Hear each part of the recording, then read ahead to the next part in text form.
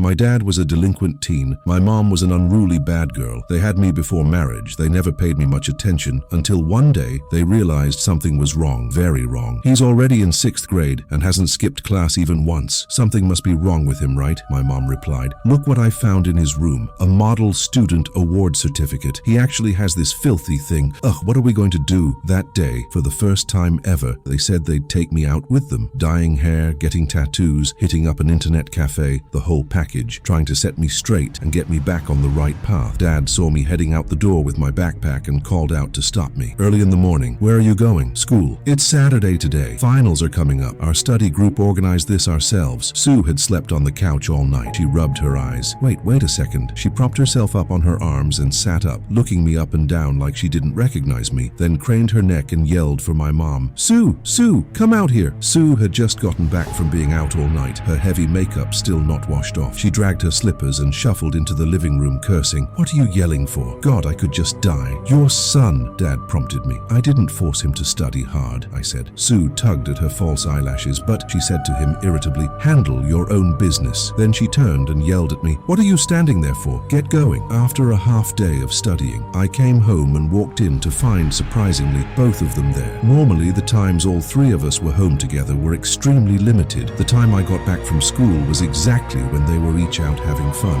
and the time I was at school was when they were catching up on sleep. It was rare for all three of us to be home and awake at the same time, and the sight made me a little uneasy, especially since I could clearly feel both their eyes following me as I moved. I gritted my teeth, kept my eyes straight ahead, and walked back to my room. Only after closing the door did I let out a breath of relief. I turned around and saw everything in complete disarray. Clearly, someone had gone through it. Outside, Dad's tone was unusually shocked. I called and asked his school. They said he was there all morning studying. That's really strange. I'm not surprised he was at school. I just figured he was mixed up in some other crowd, Dan said, dejected, then added after a pause, but I tore his room apart and still couldn't find anything like love letters. When I was his age, my diary was full of the names of boys I had crushes on, Dad said. Who? Which boy? Mom? Are you kidding me? Is that really the point right now? Then what's the point? Oh right, no love letters. Forget love letters. You really don't know until you look. I was shocked. Look at this. As the sound of pages flipping continued, Dad's voice trembled. That thing, Sue sighed.